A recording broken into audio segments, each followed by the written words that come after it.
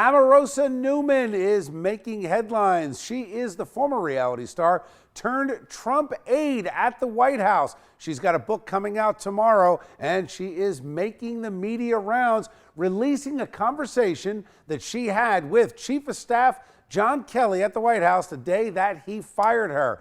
She then went on network TV and leaked a phone conversation that she said she had with President Trump the day after she was let go from the White House. John Schiumo has the story. John, what do you got? Omarosa Newman is making the rounds to promote that new book. It's titled Unhinged. She is dishing on life inside the Trump White House before she got fired from her role as an advisor to the president in December.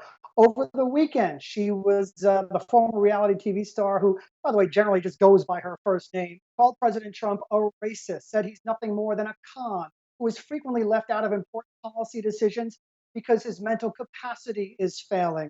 She also reported a phone call she had with the president after she was fired. Take a listen to a bit. Omarosa, what's going on? I just saw on the news that you're thinking about leaving. What happened? General Kelly came to me and said that you guys wanted me to leave. No, nobody even told me about it. Nobody. Wow. They run a big operation, but I didn't know it. I didn't know that. Yeah. Damn it. Now, Bill, Omarosa is also coming under fire for secretly recording conversations that she had inside the White House. She released a tape of the moment she was fired by White House Chief of Staff John Kelly inside the Situation Room, where recording devices are prohibited.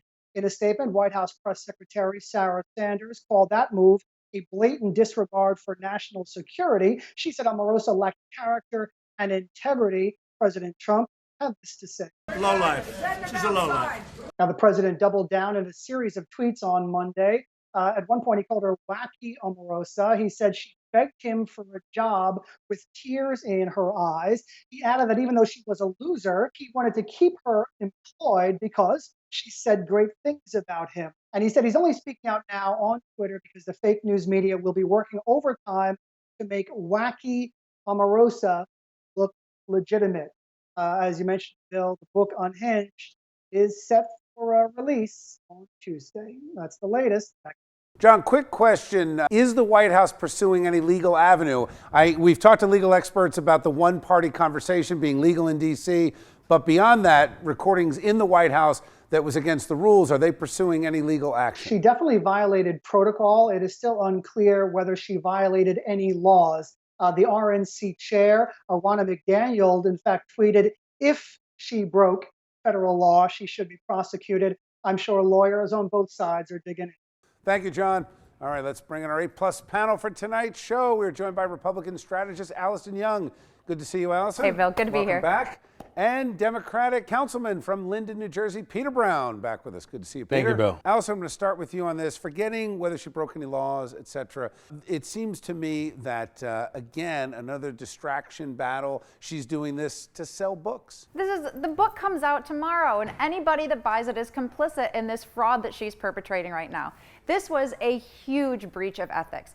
John's right. Whether or not they're going to figure out there's any legal issues, that's for the lawyers to decide. But I worked in the West Wing. I worked in the White House. You don't take a phone in the Situation Room.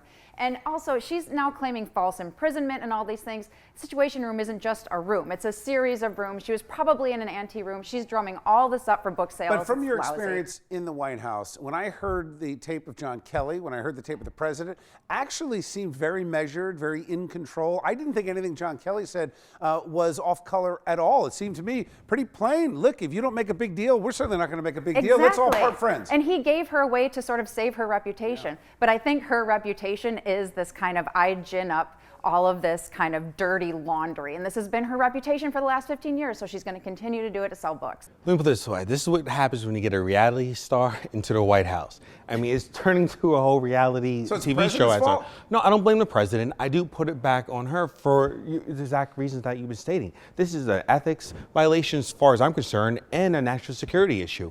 I mean, she's doing this to drum up book sales. But the bigger picture here is if she recorded something that could have compromised national security, and what type of people do you want working in the White House that has these type of ethics? She was being fired for integrity breaches, which is exactly what this is. Does this hurt the president, though, in this sense that now he's down in the mud, calling her wacky and everything else? I don't think yes. Or is this a time where the president gets to play the victim? Somebody's actually a little stranger and dirtier than he is. Allison, the reason why I disagree with that is that then we go into this back and forth and who's the wackiest rather than the real issue is that this is something that she should not have done. All right, got to leave it there. Thanks, guys.